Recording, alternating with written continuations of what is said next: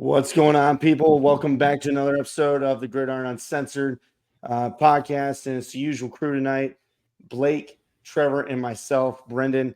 And we are rolling along with the SEC previews. We're rolling through these. We're almost done with conference previews, and then we're going to get into actual conference outlooks. So tonight we got Missouri, Oklahoma, and Ole Miss. And that's a pretty big stack of teams right there when you're talking SEC. And these guys are all looking for contention. Oklahoma, they're a little bit lower on the over-under. We'll talk about that in a minute compared to the other two. But I think it's going to be a hell of a battle for all of them. So let's go ahead and jump in. We got Missouri first. Over-under of 9.5. Last season they came in. They finished off with a 28th offense, 33rd defense, and they currently have 71% returning production. So they're looking pretty solid, moving into this year. 2023 obviously didn't, go exactly the way they wanted to. They had that loss to LSU and then to Georgia. The Georgia game was really close. Bad pick by Brady Cook at the end, but they did get a win in the Cotton Bowl. So that was huge going for them into this season. 2024, obviously playoff outlook. Before we get into all that, some coaching changes, Trevor. What's it looking like for them? The only two that I really want to highlight is actually on this defensive side of the ball, honestly, and it is Corey Bateman comes in as defensive coordinator and safeties coach. He comes in, ironically enough, I kind of felt bad. I kind of feel bad talking about it because South Alabama got raped with their coaching because Mr. but no, sorry, I want to say that I pronounced his name wrong. It's Corey Batoon. Sorry, Batoon, Batoon, and he comes after 3 years as defensive coordinator at South Alabama. So significant step up for him, becoming the defensive coordinator here at Mizzou and also the safeties coach. So I like that hire. Then obviously there's they also had a D line coach also get hired, Brian Early, which I actually like, who held the same title over there at University of Houston. That kind of rounds out like the ones that I wanted to point out. I'm sure there was a few. I think there was a few other small time assistants or a position coach here and there, but ultimately it was those two that I wanted to highlight. Yeah, and obviously the biggest one was losing the defensive coordinator down to LSU. But like you said, they got in a new one. They're excited what he brings to the table. And you talk about, again, changes. We got to talk portal because coaching changes directly affect, what players stay and what go. So let's hit the portal real quick. They had 15 coming in, 19 left. But they had the 14th overall class, so not bad at all. Very, very nice class. And starting off, just talking about some of the guys that they brought in. One from the Michigan perspective, Jeremiah Beasley, a linebacker. He's a younger guy. I believe he's a freshman. He switched over. We really liked what he was bringing to the table in Michigan. Obviously, is pretty stacked depth chart there, but they're excited about what he brings to the table down here in Missouri. Some other guys, key players coming in: Torian Pride, Darius Smith, Caden Green, Jeremiah Beasley. Obviously, talk about him. Marcus Bryant, Nate Noel, and Marcus Carroll. All guys that are looking to jump in right into that starting role, especially Torian Pride, cornerback from Clemson. That's a huge piece for this defense. A couple guys jumping out. Tonkara was really the main one that I saw, edge rusher. And then Val Erickson was another guy that really jumped off the page to me just because, one, it's an offensive lineman. He's going to a Power 4 school. That's always hard to lose. So that's what I got on portal. Blake, you guys want to talk some offense, defense, and what this team actually brings to the table in 2024? They're actually one of the easier teams I felt to break down on our little session here tonight. Yeah. I try to give, one guy from each side of the ball that I think is going to have a big impact on the season. But I got to give two names, and both of them are on offense, and that's Brady Cook, Luther Burden. That's it's going to be a nasty combination. I'm really high on Brady Cook as being one of, if not the top quarterback in the SEC this year. I mean, he had a great season last year, and he was, I think, overlooked a lot. The key to their season, however, is in big moments, he has got to clutch games. He had an opportunity to win the game. He had an opportunity to win the LSU game. And it's not always on him. He's got to have some consistency. If I had to pick a spot on this Missouri team where there's a point of weakness, I would lean toward running back position just because they've got their – I think that's going to be something that these transfers are going to have to fill. I'm not too concerned defensively. They returned a lot of experience, and then in the portal are getting a lot of experience. So I really don't see a lot of holes in this team outside of turnovers and consistency issues. If they can put it all together, I mean, this could be a tough team. I agree, Trevor. Yeah, absolutely. I completely agree on their weak point being running back, and they certainly didn't help themselves, in my opinion, on the recruiting side of things. They were top 25 recruiting class this year. However, the recruiting class, I would say, mostly focused in on the defensive side of the ball, a little bit, mostly defensive side of the ball and offensive line. There were a couple running backs, but they are 3 stars. I would say they're more depth pieces than starters, but you never know. I mean, they could be developed into potential starting. They are very good size running backs, 6'2", 205, 6'1", 190. That's good starting weight and height for any running back. Keywan Lacey out of Texas and Austin Dendy out of Pine Bluff, Arkansas.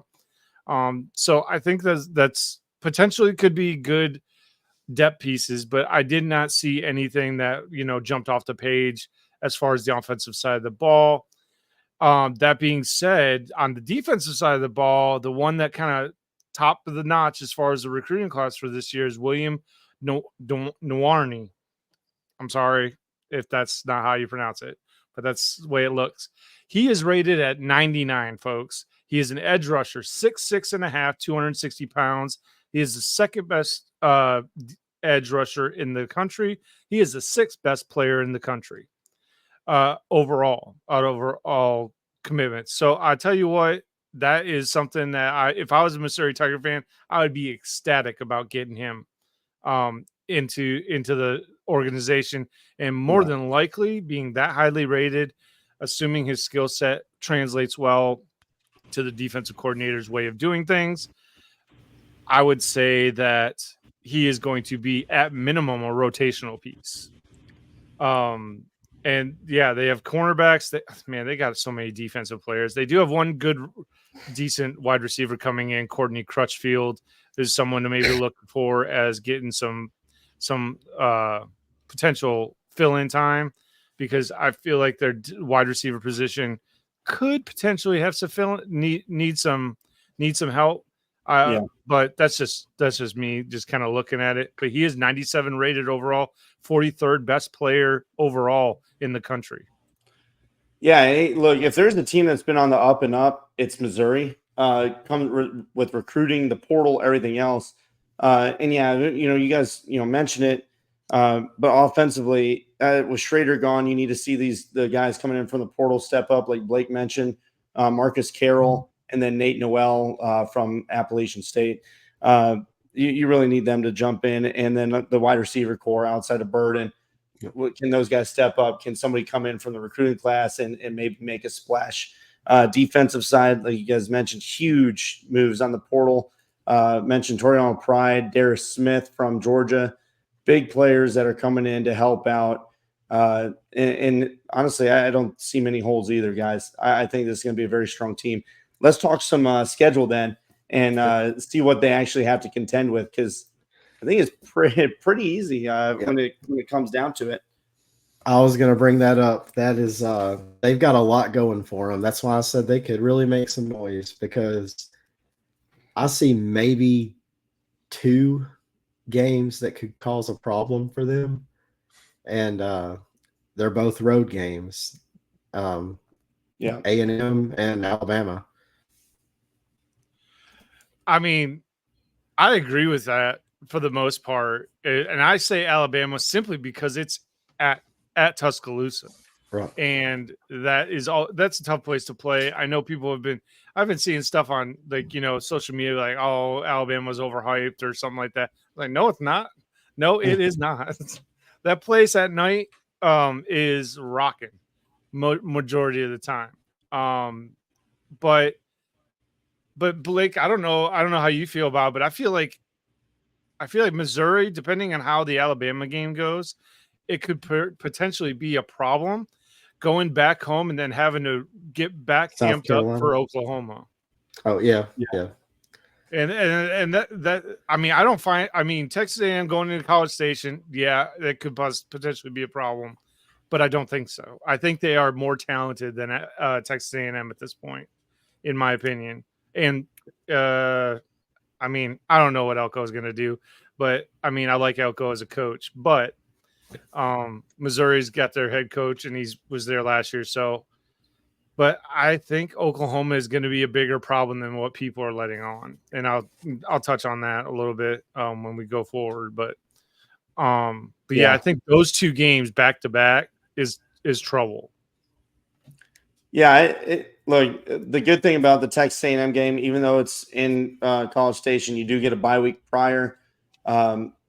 I'd say the Auburn game before Alabama could be dangerous.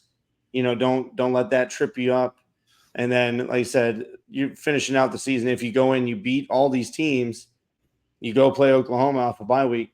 You can't let South Carolina, Mississippi State, Arkansas trip you up either. You gotta stay focused. It's all going to come down, in my opinion, is like you said, the wide receivers. Can they step up outside of Burden? I think they will. I think the offensive line is going to be just fine, especially with bringing in some help in the portal. But really, how the D coordinator, how is that going to mesh this year? Because last year they were really strong on defense. How's this new coordinator going to work for them? Yeah, Brendan, what was the over-under again for these guys? I know they got 9.5 is their over-under. 9.5 is what I'm tracking. Yeah. I can see 10 wins. I can definitely see 10 wins. Yeah. It's definitely within the realm of possibilities for sure. I definitely agree. Gents, you want to move on? We got Oklahoma next. Anybody last minute thoughts on Missouri? All right. So let's move on. We got OU, obviously just mentioned them on the schedule, for Missouri, but we're going to talk about them tonight and what they bring to the table in 2024. 23, obviously, pretty solid season. They didn't finish the way they wanted to in the middle there. Kansas and Oklahoma State both got the best of them. And then, the transfer portal happened. They end up losing Dylan Gabriel to the portal. New quarterback steps in, Jackson Arnold, and has a rough bowl game, ends up losing to Arizona. He had some good moments in it too, though. So they have some hope. Their players or their fans are excited about what he brings. He was a highly rated quarterback. But hey, we'll talk about that here in a second. Trev, what you got on coaching changes? Anything from them? We got a few. We got a few different kind of coaching changes. What you want to say? As most of you may already know, and if you don't, Ted Ruff, whatever. Him and Venables decided to part ways at the end of the season. He was their defensive coordinator and linebackers coach. They mutually parted ways, whatever that means. But anyway, all I read in that is the guy got fired. For whatever reason. So so let's talk about who OU's gonna be rocking this year. So as far as replacing the defensive coordinator goes, they're going to be running a co-defensive coordinator system where so we have Zach Alley, which is new to the staff. He's coming in. He'll be the co-defensive coordinator, linebacker coach. And he's coming in from Jacksonville State. I'd never thought in a million years that I thought I would see Oklahoma pluck someone from Jacksonville State over some of the other defensive coaches out there that were out there. But That's what they did. They went after him. He also served as D coordinator for University of Louisiana Monroe the year before Jacksonville State. So I I don't Good know a whole lot Southern about him. ties. I was trying to read up on him a little bit, but from everything I can see and everything I've read is that they like him a lot. Yeah. And then obviously they didn't bring in, but basically they promoted from within and put Todd Bates also as co-defensive coordinator, run defense and defense, and coaches the defensive tackles. Also, he's the associate head coach. So he's been with the program for a few years now, since 2022. So in some way, shape, or form on the defensive side of the ball, this is his first go at defensive coordinator, though. All right, cool. Thank you, Trevor. I think the Jacksonville State one, they had a really strong year last year, first go around. So I can see why maybe going that route. Southern ties, get into the SEC. You want those recruiting grounds. I mean that, I guess that makes sense in my mind.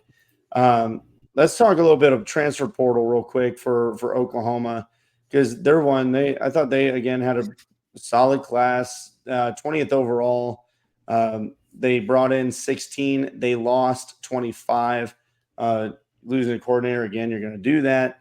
We'll talk about him, down the line when we talk about Mississippi State. But looking at some of the guys that they brought in, Bauer Sharp, tight end, he looks like he's going to be a solid pickup for them. Deion Burks, the wide receiver, Caden Waller, defensive end, Demont Williams, D lineman, and then the offensive line group. They brought in a couple offensive linemen here, so that they're excited about what they got on that. From when I read their boards, they're happy with what they bring in. They did lose some guys. When I'm looking at Caden Green, was an offensive lineman, Savion Bird, another lineman, Smothers at running back. Maybe not a starter for them, but I'll tell you what, North NC State's really happy that he came over, and depth pieces still that always hurts to lose. And then of course Dylan Gabriel moving on to Oregon. Obviously you want him to stick around for another year if you could, but with the young guy in the ranks, he's ready to move up. You don't want to lose your depth and your future quarterback either. So I think that was a mutual parting of ways as well. Maybe I'm wrong. Tell me if I'm wrong. I don't know. But that's what I'm looking at when I look at the portal, keys in and keys out. Guys, what do you think of this team moving in? What do you see on the offense, defense? I personally, I'm a little concerned about Oklahoma offensively. I'm like a hung jury on them. I could see an argument for them to go either way. I really can. But my main reason for the worry is the defensive side of the football. They have a lot of talent coming back, but it's like that Venable defense, and which probably is going to explain why the rough roof, however Trevor wants to say it tonight, why he left. I think that's a lot of the reason is the defense. 102nd and 79th in 2 seasons. That's not going to work in the SEC, especially moving into an expanded playoff. They're going to have to win big games against big teams. And when we get to the schedule, it'll explain a little more why I'm very nervous about this team. I think they're young, and I think they've got a lot of building to do. It's asking a lot of Jackson Arnold. I know he was highly sought after, but coming in first year in the SEC, I mean, that's a lot to ask for a seasoned quarterback, much less someone taking the reins. So, I mean, I'm very still out, but I think it looks bleak. I'm going to say it's a building year. Yeah. Trevor, you may be right. It may be a building year, but with that said, is that they do have on the recruiting side of things, they were top 15 recruiting class, they were the 12th best recruiting class. And I'll tell you what, the cream of the crop as far as their recruiting class it was a 5-star D lineman, top 17th best player in the country from IMG Academy. We all are pretty familiar with them by now, if you follow college football at all. But he's a D lineman, 6'4", 275. He's a good one. They have 2 safeties coming in, another D lineman who's also a 4-star and a top 200 talent coming out of Texas. He's 6'5", 260. And I'll tell you what, guys, I like what they're doing with the defensive line. They're bringing in young guys that potentially could contribute this season. And I think that they may, depending on their development this offseason. But also, I wanted to point out that they are bringing in a couple wide receivers, which in my mind is where I have concerns for Oklahoma. I do not know if they have the supporting cast to help Jackson Arnold enough at the wide receiver position. Playmakers, for lack of a better term, is what I'm looking for. And they are bringing in 2 new wide receivers, 2 freshmen coming out. They're also top 200 players. So I think the future is bright, but you're right. As far as growing pains are going to be concerned, I think Oklahoma Sooner fans may need to expect a bit of growing pains this season with the staff and with the roster. So for me, again, it's Arnold is the main. How is he going to do in this full season, like you guys alluded to? I think they have solid wide receivers. Andrew Anthony comes back from injury. He was tearing it up, early last season before he got hurt. Nick Anderson's another guy that I feel like they can lean on. But I will say for Jackson Arnold, you get more number 1 reps. It's not like you're getting ready for the bowl game on a short. You get this whole spring, you get the whole summer. You're building that rapport, so maybe that'll help him. And I want to see that. But I agree, guys. It's a tough ask. It really is. You need the offensive line to be strong too. I feel like they're going to be all right in that category. Defense, so again, experienced unit, strong players, really from front to back. Washington, Bowman, Gentry Williams, another guy. But it's really the defensive line that I think they need to step up. Linebacker core is really strong, but the D-line core, that's where I want to see more from them. Last year, they had the 3rd overall offense, the 77th defense. Blake mentioned, not good. You got to step up on D. And they have 65% returning production. So we'll see what they bring to the table. And now let's talk the schedule, because I mentioned Trevor, I believe we talked about it when we talked toughest schedules in college football. I believe they were right up there. So I'd have to go back in my notes, but I'm pretty sure they were like number 2. Let me go. I'm gonna go back through. You guys talk about it for a second. It's okay. All I'm going to say is last 3 games of the season are going to destroy Oklahoma. Oh yeah, they were number 2. They're number 2 on our list. On my list. Oh my gosh. I mean, but if you just want to talk, okay, let's talk about the month. The last was it 5 games? Okay, Maine, whatever. Maine is what it is. It's a typical SEC late in the season cupcake. Whatever. Don't count them out. I'm counting them out. But Ole Miss, at Missouri. I'm skipping Maine, by the way, everybody. At Ole Miss, at Missouri. They get Alabama at home, and then they finish the season at Death Valley. For those of you that don't know what Death Valley is, that is LSU. That is insane, folks. I mean, Blake, I don't know if they're going to have 5. I think they might have 4 or 5, or probably 4 losses this year. I think they'll lose each one of those games. Well, I mean, even if you go before November, I mean, even the Tennessee, Tennessee, you get them at home, but I think Tennessee's going to be a decent team. At Auburn, tough. Texas, always a tough game. Neutral site, you never know how that's going to play out. And then depending on what comment section you read, you could have a national championship squad in South Carolina. I mean, that's it's not an easy feat. This could be a 6-6 team. Man. Yeah. Look, guys, So I guess the real conversation is what is reasonable expectations for Venables? yeah. Look, they have an over under 7.5 is what Vegas put them at. There's still talent on this team. Oh yeah, there's It's tons of just it. Yeah. a lot of these I call it, toss ups. But it's just, can you deal with that schedule? Because it's ridiculous. And look, And I don't mean, forget Tulane either. I'm not trying to throw shade on Oklahoma, but Tulane is not necessarily a given game. Mhm. Yeah.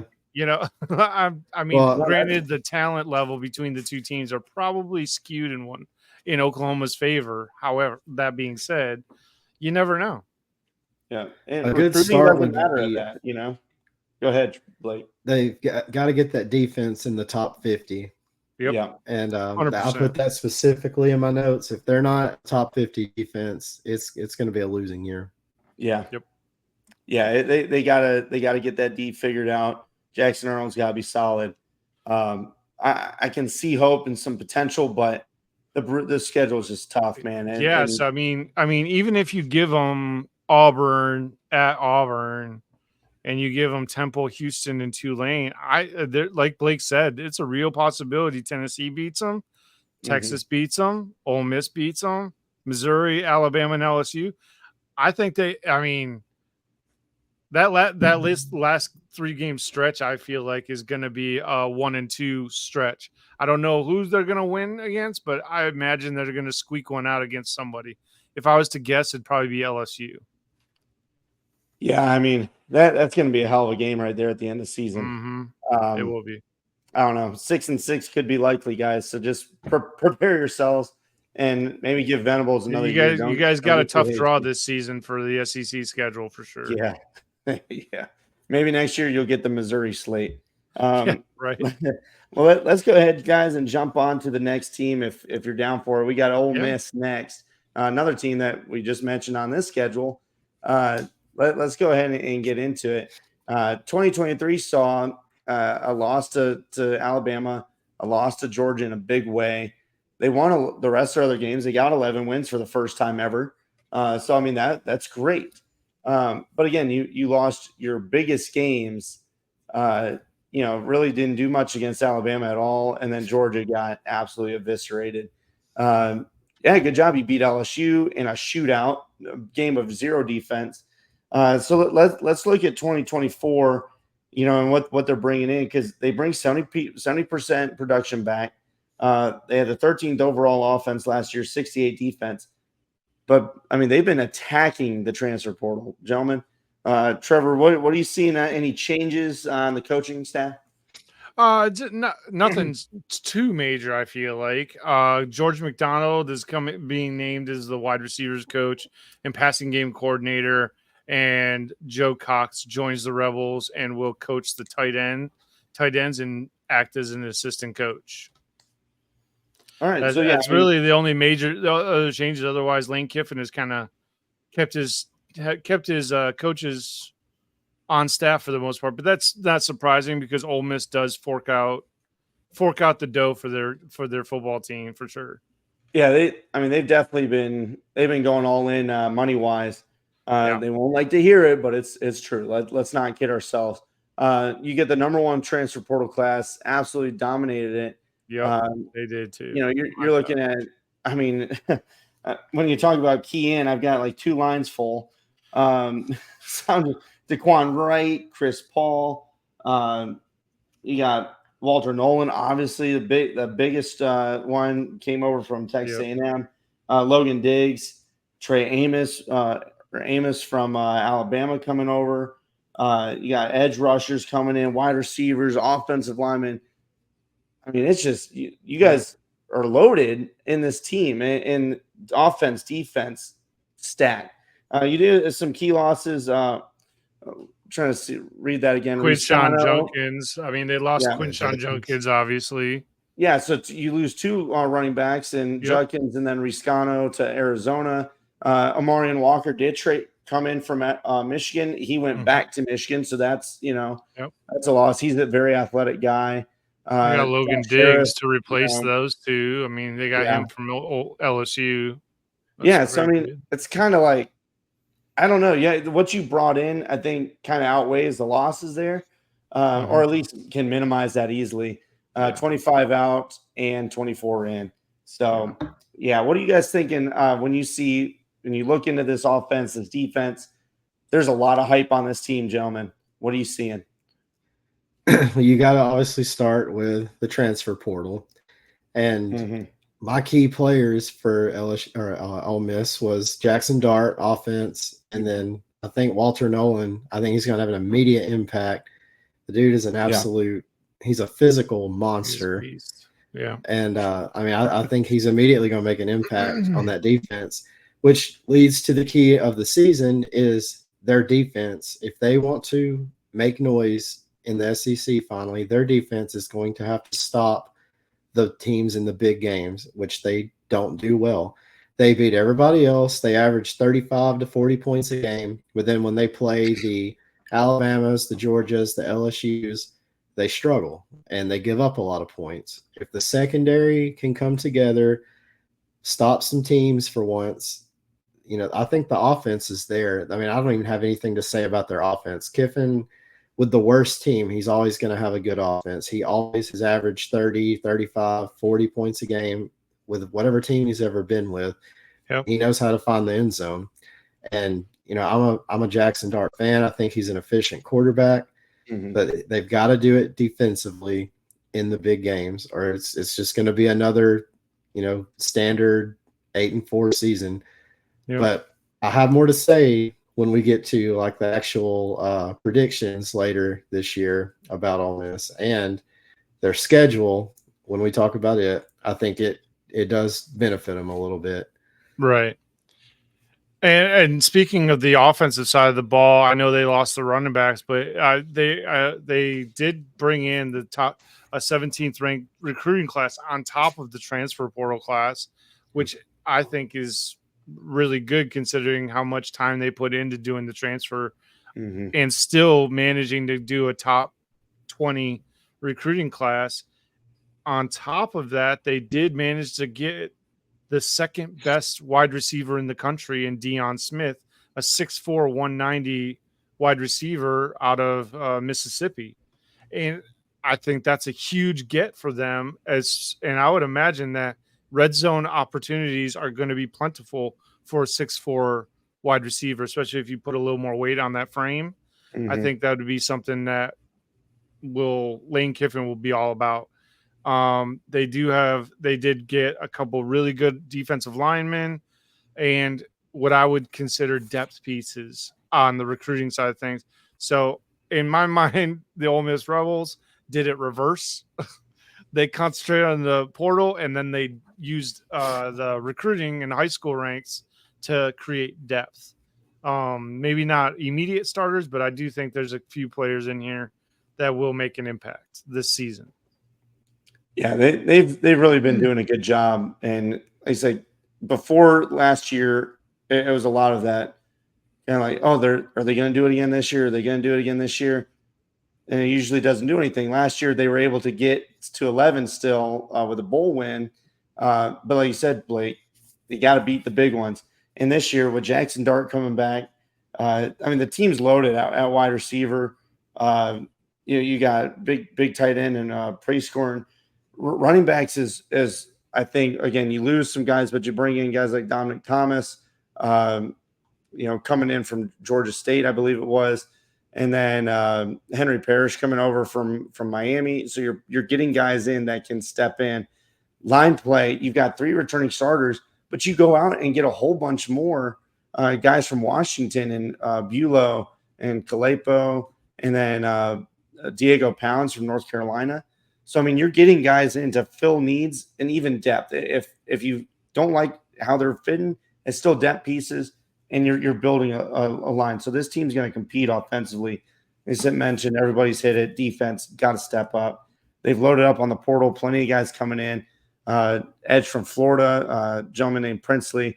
These are guys that are going to step in immediately and be problems. Chris Paul again from Arkansas.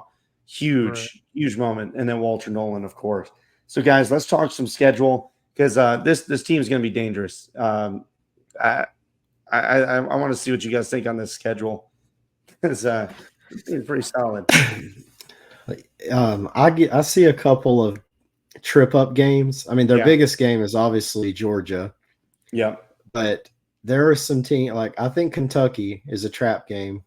It's an 11 Yeah. a.m. game. I think Kentucky's better than a lot of people are going to give them credit for. At South Carolina, again, depending on who you talk to, possible national championship team. At LSU, tough one. At Arkansas, a little tougher than I think most people are going to think. And you're catching that game the week before Georgia. It's a trap game. And then after Georgia, you do get a bye week, but then you go on the road to Florida. Yeah. So even though the team names aren't, as big, but the way they kind of go in and out on the road, it could be tough. Yeah. The schedule is ridiculous. They should be 6-0 going into right? Kind of right? No, 5-0. I meant 5-0. I can't count tonight. Whatever. I meant 5-0 going into the SEC schedule, but they should beat South Carolina and Columbia. And then LSU in Baton Rouge, I think that's a dangerous game. I think they should be able to handle Oklahoma, but I think that's also a possible dangerous game. And guys, I'm looking at the schedule and I'm really thinking that they might have a letdown. Because Ole Miss is, I'm telling you, last year I thought they had a couple different letdowns against opponents that they should not have even. The opponents shouldn't have even been in the game, but it happened last year, and I certainly think this year. The game I zeroed in on is in Gainesville. I really think that the Florida Gators are going to catch them with a Georgia hangover. Catch them lacking, man. Ooh. I really do think so. I really do. I know Florida is going to be, by this time in the season, is going to be straight beaten up by the SEC schedule that they got. But I really think that they could catch Ole Miss licking their wounds from getting their butts whooped by Georgia. My honest opinion on it is this is the most talented roster that Kiffin's had.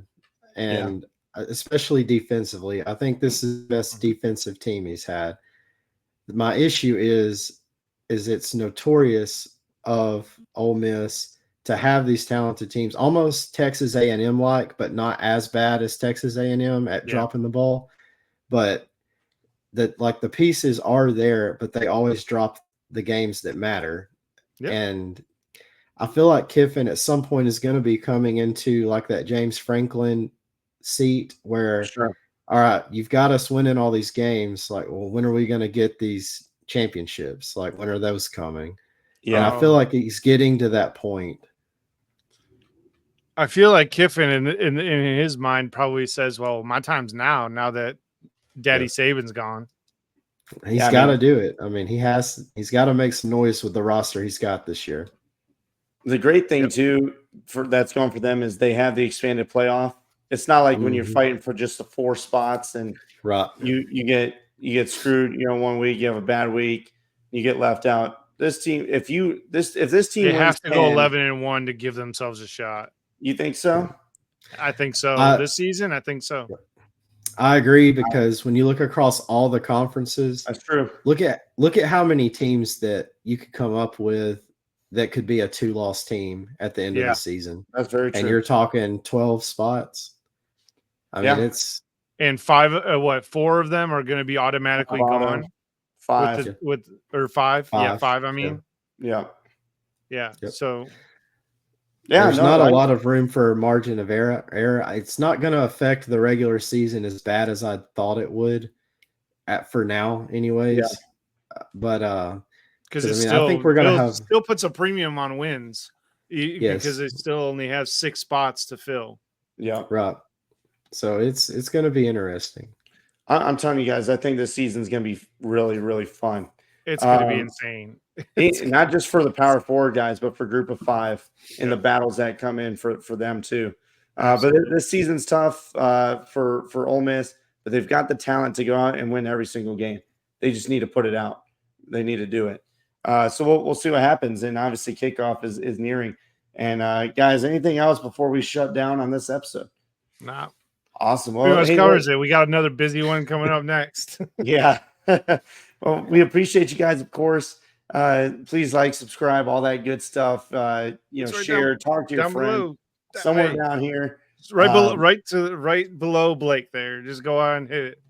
Over there. Go click that damn thing. Help us out. And make sure you comment and in the comment section on YouTube. It helps the algorithm. And we need that. You know what I mean? That's what we're doing it. So either way, we appreciate you. We hope you guys have a great night. And we'll catch you on the next episode. Peace. Cheers. Jeez.